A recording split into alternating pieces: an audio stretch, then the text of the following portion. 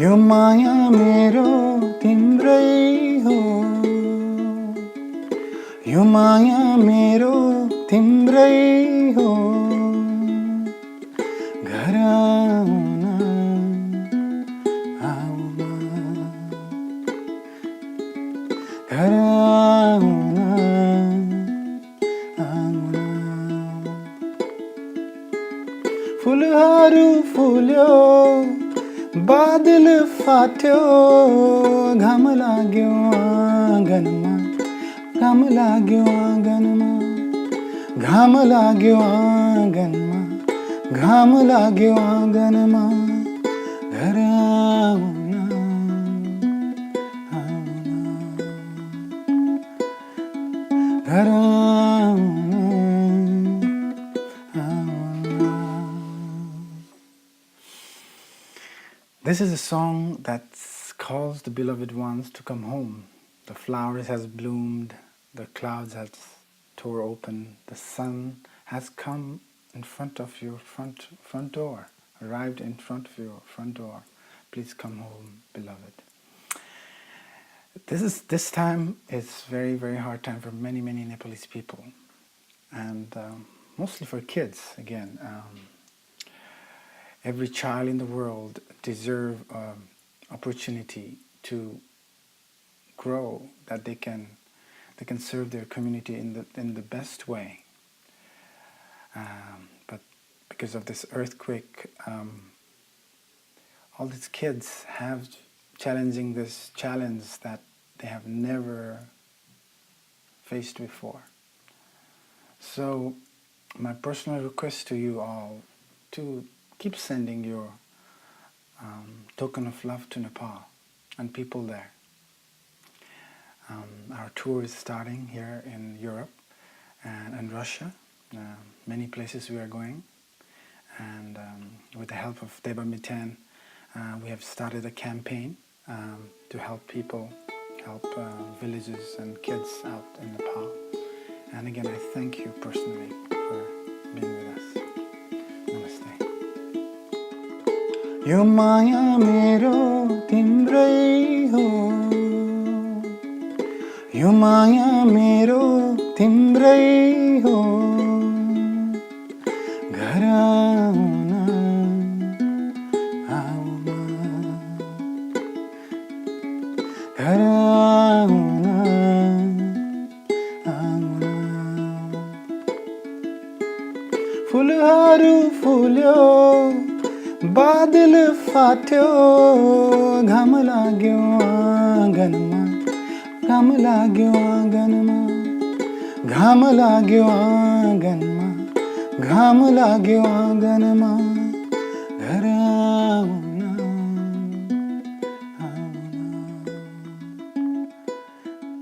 घर आउन आउन।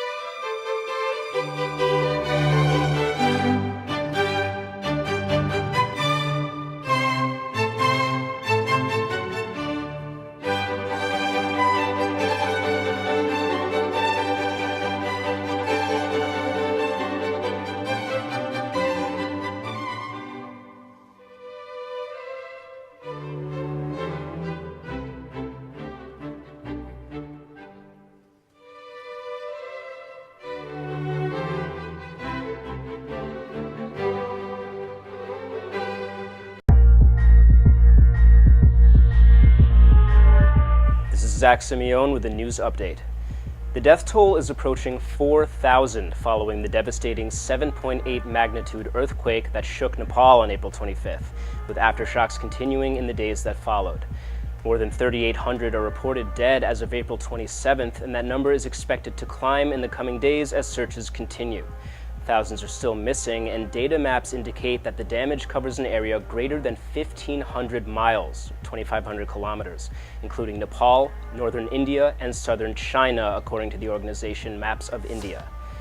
Hundreds of climbers are reported to be trapped on Mount Everest in Tibet, more than 150 miles from the epicenter in Nepal's Gorkha district. These photos show bits of the aftermath in the Nepalese capital of Kathmandu shortly after the earthquake on Saturday.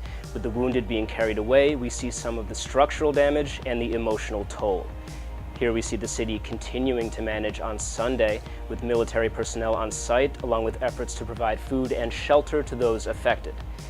The hospitals were still filled with victims come Monday, with the number of injured now well into the thousands as well. Aid has come into the country from around the world. In Chutapati, just northeast of Kathmandu, this contributor's photos show an aerial view of a campsite set up for survivors. And at Pashupatinath Temple nearby, mass cremations were held on Monday for some of the deceased. In the U.S., protesters took to the streets of Baltimore, Maryland on April 25th, crying out for justice in the case of the death of Freddie Gray. It was the largest march yet to be held in Gray's honor. After several hours of orderly demonstration on Saturday, the protests turned violent, with more than 30 arrests made and 6 people reported injured. Here we see protesters causing heavy damage to police cars and officers storming the scene, leading to a confrontation in the streets. Freddie Gray, a 25-year-old black man, died on April 19th after suffering a fatal spinal injury while in police custody. The public has been discomforted by the lack of explanation of the circumstances surrounding his injuries and subsequent death. More than 2,000 mourners filled New Shiloh Baptist Church in Baltimore Monday morning for Gray's funeral. A record number of participants turned out for the 35th annual Virgin Money London Marathon on April 26th. More than 38,000 people registered and ran, smashing the 2012 record of 37,227. The demographic for this year's race spanned from professionals to amateurs, from charity runners to celebrities. One couple even tied the knot halfway through the 26.2-mile course. Three-time winner and current world record holder Paula Radcliffe ran her final marathon race this year. The winner of the elite division for men was Joshua George at 1 hour and 31 minutes, with Tatiana McFadden finishing out the women's race in 1 hour and 41 minutes. Fun runners dressed up as the Mona Lisa, Wilma Flintstone, Dracula, an emu, and a dinosaur, to name a few. Many were running for charity, contributing to more than £700 million raised since the race began in 1981. For New Zulu, this is Zach Simeone reporting.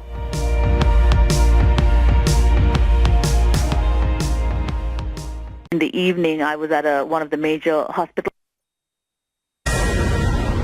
But first, more on our Fox News alert about that powerful earthquake hitting Nepal this morning, causing more than 1,000 deaths, crumbling historic monuments, and shaking base camp at Mount Everest. The 7.8 magnitude quake could be felt in 4 additional countries.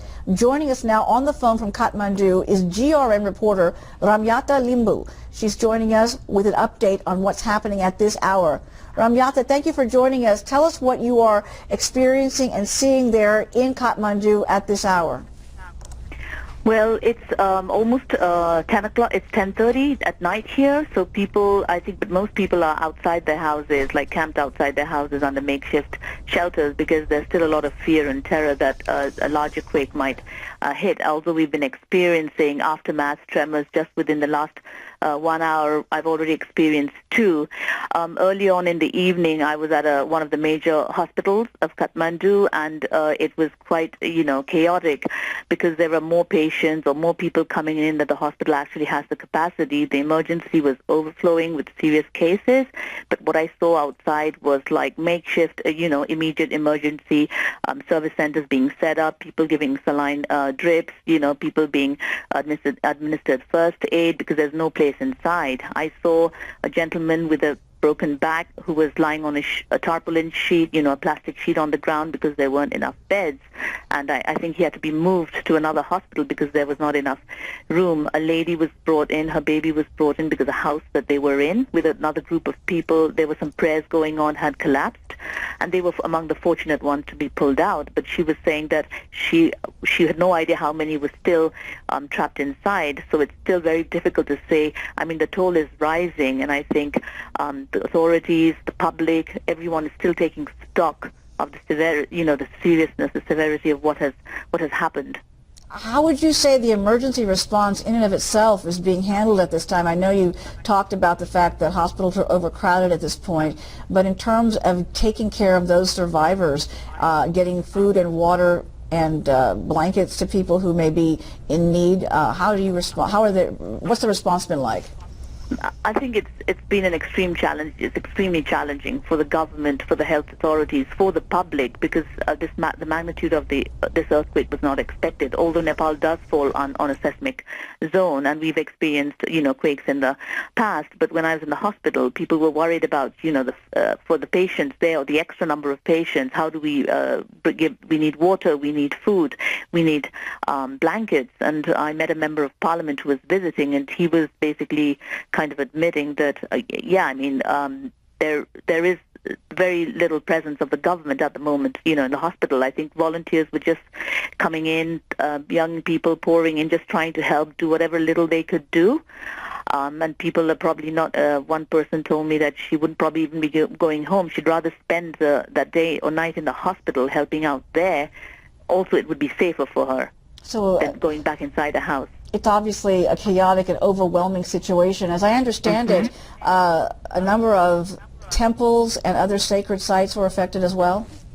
Yes. Kathmandu Valley has, I think, 7 or 8 World Heritage sites, and quite a few of them have been affected, seriously damaged.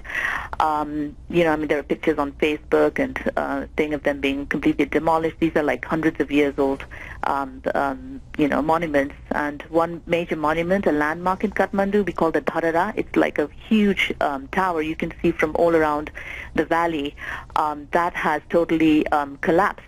Even many years ago, when there's a major earthquake, that landmark building had, was destroyed, a bit of it, but now it's completely razed, and a few people have died. A few sightseers or tourists inside at that in that landmark have died, have been reported dead. Wow, it's unbelievable. We're taking a look at the images and also a shot there from Everest Base Camp, because as I understand it, avalanches were triggered there at that site, where a number of climbers are spending time before they make the trek up Mount Everest. Yes, there should be about 300 climbers at the Everest region this time because it's the major spring climbing season.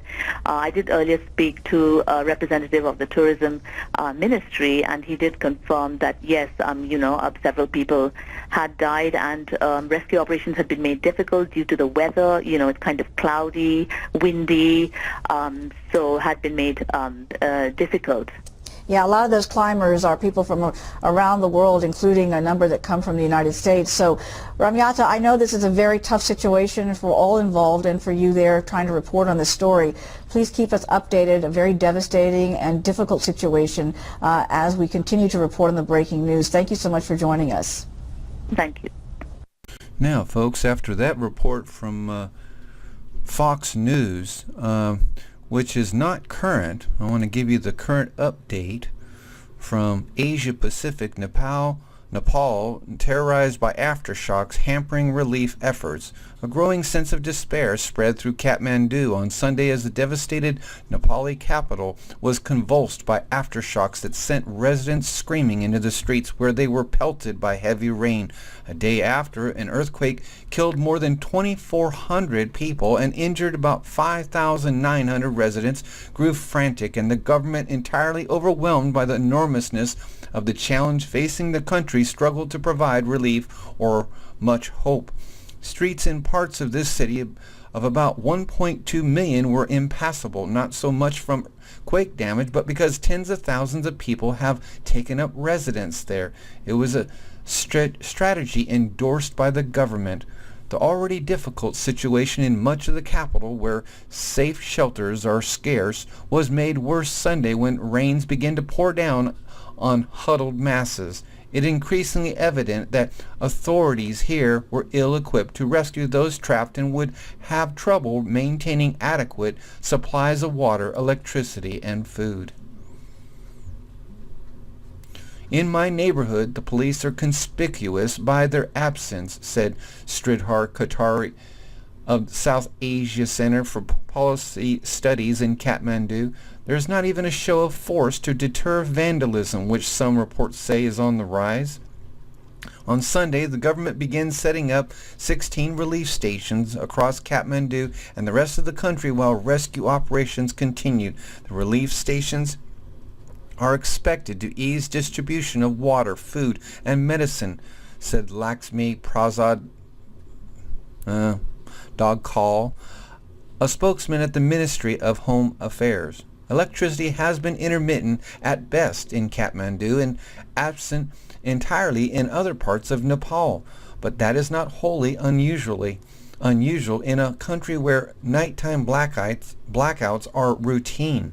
Many hotels, commercial buildings, and wealthy homes in the capital have their own generators, but nearly all of the country's gas and diesel supplies are brought in from India, and with traffic reduced to a crawl along major highways, those supplies could dwindle quickly. Some gas stations in Kathmandu have already run dry. Others are rationing their remaining supplies.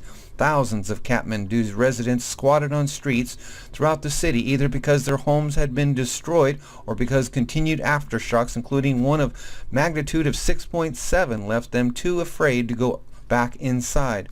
Other residents were camping out in schools, school playgrounds, and government offices. Response to the situation in Nepal is our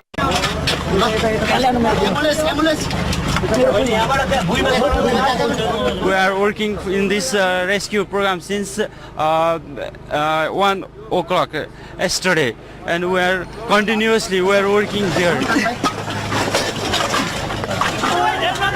I underline that our rapid rescue and relief response to the situation in Nepal is our primary mission.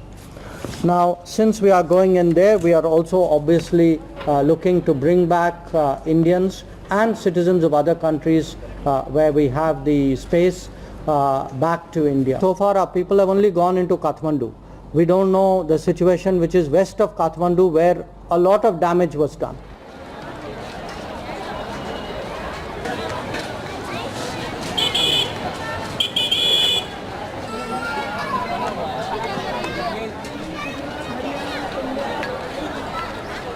The government announced that schools would remain closed for at least 5 days, and it pleaded with government workers to help in local rescue efforts in place of their usual jobs. Stephen Groves, who lives in Kathmandu, said he had been inspecting a building for cracks shortly after noon on Sunday when the biggest of many aftershocks hit, leading to terrified screams from those nearby. The whole time I was thinking if the building next to me was going to come down on top of me, Mr. Groves said in an email. People here are in a panic, and every aftershock contributes to that. They are not going indoors. They are staying in the roads and in open areas. Many are searching for family members. This is a map that shows the epicenter of the earthquake, aftershocks, and an avalanche triggered on Mount Everest.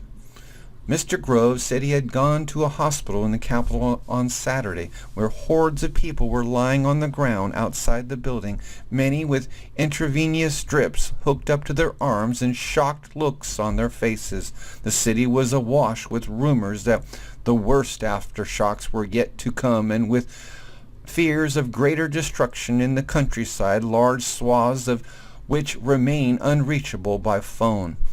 Subhash Gamir, the editor-in-chief of the Nepalese, I think that's Nepalese, newspaper Republica, said he managed to reach his father in his village, home to about 3,000 people near the epicenter in Gorkha district. He said, "Not a single house is left in our village, including our own house," Mr.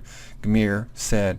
On Mount Everest, helicopter rescue operations began Sunday morning to take wounded climbers off the mountain, where at least 18 climbers were killed and 41 others injured, making the earthquake the deadliest event in the mountain's history. 3 Americans were among those killed, according to the State Department.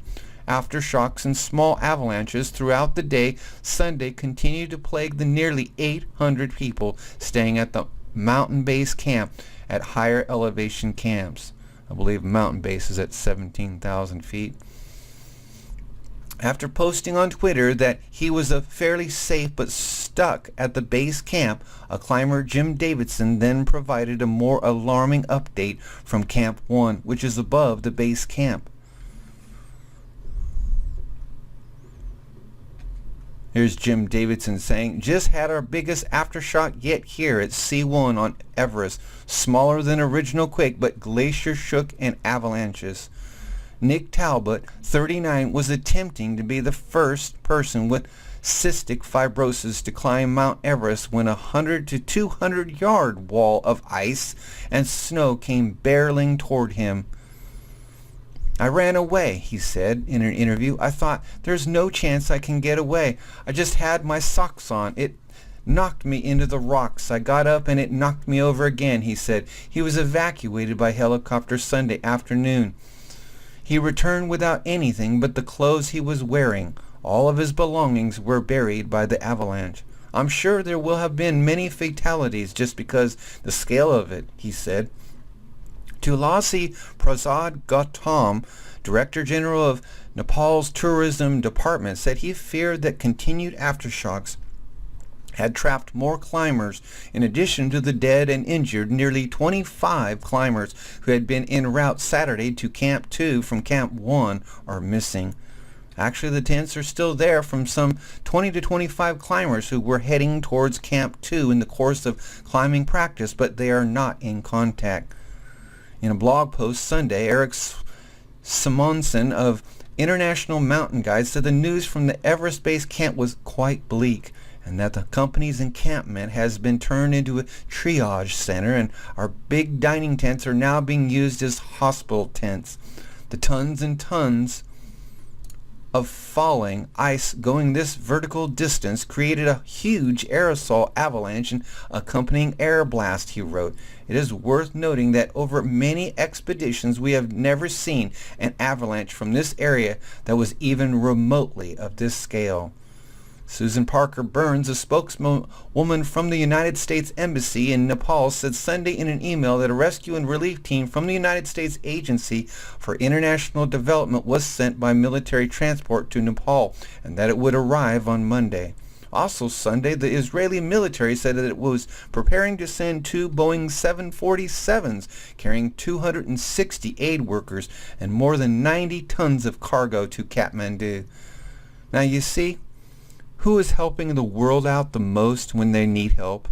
The innocent? Israel. Yet they're the ones that are targeted the most, aren't they?